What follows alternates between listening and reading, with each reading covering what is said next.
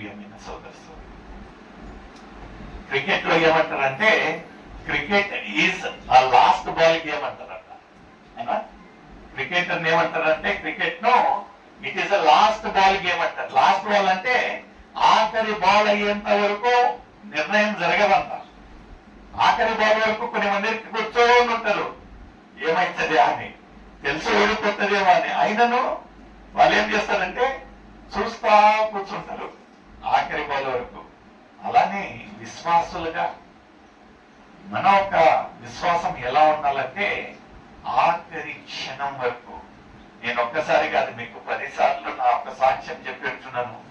నేను operation dress లో ఉండి ఏ క్షణమైనాను నన్ను తీసుకుని వెళ్ళి ఆ ఒక ఆపరేషన్ చేసే ఒక విధానంలో ఆఖరి క్షణం వరకు. ఆఖరి క్షణం అంటే ఆ ఒక మత్తు ఇంజెక్షన్ వేసే డాక్టర్ దగ్గరికి ఫైల్ పోయేంత వరకు నేను అక్కడనే ఉన్నాను. అక్కడికి పోయిన తర్వాత ఆయనతో మాట్లాడితే ఆయన గబెక్కిన నా ఒక మెడికల్ హిస్టరీ చూసి చేతులు ఎత్తి, నేను ఇంకా ఆపరేషన్ నీకు ఇంజెక్షన్ ఇయ్యలేను ఆఖరి క్షణం వరకు. నేను అప్పుడే అనుకొని ఇంకా అయిపోయిందిలే, డ్రెస్ వేసుకుంటే ఇంకేం మిగిలింది అనుకొని నెమ్మదిగా నేను పనుకొని ఉండుంటే ఆ ఒక మాట వస్తా ఉన్నది, పోయి డాక్టర్తో మాట్లాడు, పోయి డాక్టర్తో మాట్లాడు అంటా ఉంటే నేను లేదు, ఏంది ఇది మాట, ఇప్పుడు అంత అయిపోయిన తర్వాత ఇంకా నేనేం మాట్లాడి ఏం చేసేది ఉంది. అయినను ఆఖరి క్షణంలో అదే బట్టలతోటి వెళ్ళి ఆ ఒక అనెస్థీషియా డాక్టర్ తోటి, దయతో మీరు నా ఒక మెడికల్ హిస్టరీ చదవంగానే ఏమంత విశేషత ఉంది నీలో అని ఆయన చదవంగానే ఫస్ట్ మాట ఏమన్నాడంటే, నేను నిన్ను ఇంజెక్షన్ వేయలేను, ఎందుకంటే నువ్వు డ్రగ్ అలర్జీ, నీకు డ్రగ్ అలర్జీ ఉంటున్నది. నేను వేసే ఒక ఇంజెక్షన్ డైరెక్ట్ గా స్పైన్ కు పోతుంది.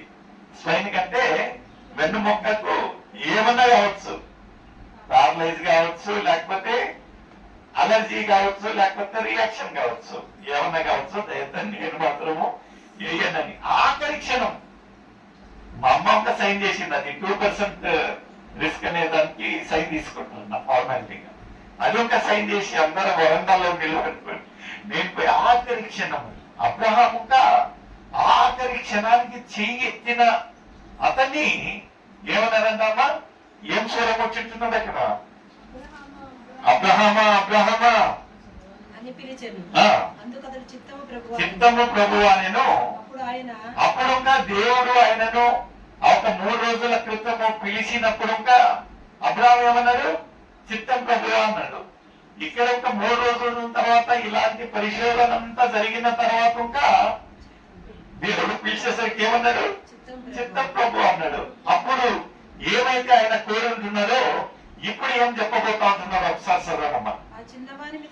ఆ చిన్నవాడి మీద ఇక్కడ దానికంటే ముందుగా ఏమంటున్నారు, 3 రోజుల క్రితము నీ ఏకైన కుమారుడు ఏదైతే నువ్వు ప్రేమిస్తా ఉంటున్నావో ఆయనను నేను చెప్పిన ప్రదేశానికి తీసుకుని వెళ్ళి, ఆ తండ్రి ఏమంటా ఉంటున్నాడు ఇక్కడ, ఆ చిన్నవాడి మీద నువ్వు. Hallelujah. It's a testing time, it's a testing time. నిన్న నేడు నిరంతరము ఏకమైన దేవుడు ఆ రోజు అబ్రహామును శోధించి పరిశోధించినట్లయితే ఈ రోజు మన యొక్క జీవితాలలో ఇంకా పరిశోధిస్తూ ఉంటున్నాడేమో మనకు తెలియదు. అందుకని ఆఖరి క్షణం వరకు విశ్వాసముతో దేవుని పట్ల ఉన్నట్లయితే పరిస్థితులను మార్చే దేవుడు. హల్లెలూయా, హల్లెలూయా.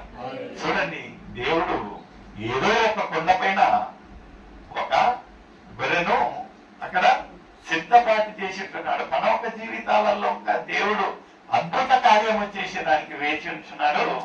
అయితే మనం ఎప్పటికీ సనగకూడదు, గొనగకూడదు. ఎలా అవుతుంది బ్రదర్, ఇంత జరిగిన తర్వాత సనగకుండా గొనగకుండా ఎలా ఉంటున్నదంటే, this is the fun of spirituality.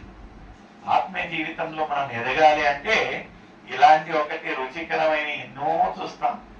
మనల్ని కాదు, ఆ రోజున యేసయ్యనే శోధించారంట. ఆ ఒక ఉపవాసం ఉన్నప్పుడు అపవాది సాతానుడు వచ్చి ఏమంటా అంటున్నారంటే, ఈ యొక్క రాళ్లను రొట్టెలుగా మార్చుకో, నన్ను మొక్కు, నేను నిన్ను గొప్పగా చేస్తా, అధిపతిగా చేస్తానంటే దేవుడు చేసి మనమై అంటే ఎప్పుడో విశ్వాసము, ప్రణాళిక. God, what is your plan? దేవుని యొక్క ప్రణాళిక ఏముంటున్నది నా పట్ల? ఎప్పుడైనా అడిగామండి మనము? ఏమో. దేవుడు ఒక మాటలు వస్తా ఉంటున్నాయి, పలుకుతా ఉంటున్నది, ఎన్నో సార్లు మనల్ని హెచ్చరిస్తా ఉంటున్నది. ఆయన ఒక ప్రణాళిక మనకు తెలుపుతా ఉంటున్నది. అయితే మనకు వినే చెవులు ఉండవండి. వినే చెవులు ఉన్న విన్నను మనం దాన్ని గ్రహించము. There is no any seriousness about that. చూడండి ప్రియమైన సోదరులారా, ఇలాంటి ఒక సహవాసంలో ఉన్నట్లయితే దేవుడు పదే పదే నీతో మాట్లాడుతూ ఉంటున్నాడు. ఏముంటున్నది ఆయన ఒక ఉద్దేశము, మన ఒక జీవితంలో ఆయన ఒక ప్రణాళిక ఏముంటున్నది అనేది తేటగా తెలుపుతా ఉంటే మనం ఎప్పటికీ మనము సనగకూడదు, కొనగకూడదు, ఆ అల్ప విశ్వాసులుగా మనం ఉండకూడదు. ప్రియమైన సోదరులారా, ఇంత చక్కటి ఒక సహవాసం దేవుడు మనకు అనుగ్రహించుతున్నారంటే నిజంగా ప్రియమైన సోదరులారా, మనము నిరుత్సాహపడకుండా, అల్ప విశ్వాసం లేకుండా దేవుని యొక్క సన్నిధిలో చూస్తున్నామంటే మనము ప్రేమించే దేవుడు ఎంత గొప్ప దేవుడు, పరిస్థితులను మార్చే దేవుడుగా ఉంటున్నాడు కనుక మనమందరం కళ్ళు మూసుకొని నిజంగా ఇంత గొప్ప సమయం అనుగ్రహించినందుకు దేవుని యొక్క సన్నిధిలో మనము ఈ యొక్క ప్రేయర్ పాయింట్స్ వెళ్తుండగా దేవుడు ఫస్ట్ మొట్టమొదటిగా మనల్ని మనం ప్రిపేర్ చేసుకున్నాం. దేవుని యొక్క ప్రణాళిక ఏమైంటున్నది రాజా? ప్రభువా, నా యొక్క ప్రశ్నలకు, లేకపోతే నా యొక్క వేదనలకు, నా యొక్క రోదనలకు ప్రభువా జవాబు రాజా. నా యొక్క ప్రార్థనకు జవాబు ప్రభువా. ఎన్ని రోజులు ఉంటున్నది రాజా? నమ్మగలిగిన దేవుడు ప్రభువా, నమ్మగలిగిన దేవుడివి. నా యొక్క ప్రార్థనలకు జవాబిచ్చే దేవుడిగా నేను ఉంటున్నావు. ఆ యొక్క విశ్వాసంతో ప్రభువా నేను మీ యొక్క సన్నిధిలో వచ్చుంటున్నాను రాజా. మేము ప్రార్థించే ప్రతి ఒక్క విషయము, ప్రతి ఒక్క ప్రేయర్ పాయింట్ ప్రభువా జవాబుతోనే ఇక్కడి నుంచి వెళ్ళేలాగిన సాయం దయచేయండి అని మనల్ని మనం ఒకసారి ఒక 2 నిమిషాలు సిద్ధపాటు చేసుకున్నాం. ప్రియమైన సోదరుని సోదరులు, దాని తర్వాత మన మధ్యలో ఉన్న బాబులు మనల్ని ప్రేయర్ పాయింట్స్ లో నడుపుతాం. మనల్ని మనం సిద్ధపాటు చేసుకున్నాం.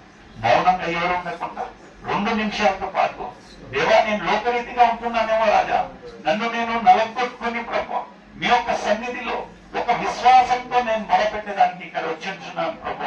కావలసిన బలము, శక్తి, కావలసిన ఒక విశ్వాసము, కావలసిన ఒక భావము నాకు దయచేయండి అని మనమందరము మౌనంగా ఉండకుండా మన ఒక హృదయాలను దేవుడికి సమర్పించుకున్నాం.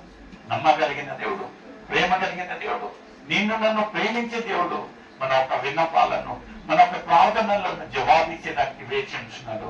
నిజంగా ప్రియమైన సోదరి సోదరుల, మనమందరము మోకరించి మనకై మనల్ని మనం తగ్గించుకొని దేవుని వైపు చూస్తూ మన ఒక మొరలను, మన ఒక ప్రార్థనలను ఆయన ఒక పాలపీఠలకు పెడతాం. ఎవరు దాన్ని మౌనంగా ఉండకుండా ప్రియమైన సోదరి సోదరులారా మనం ప్రార్థిస్తాం, మొరపెడతాం. ఇక్కడ ఉన్న ప్రతి ఒక్కరు మనల్ని మనం తగ్గించుకొని దేవుని వైపు చూస్తూ, దేవా నా ఒక ప్రార్థన, నా ఒక విన్నపం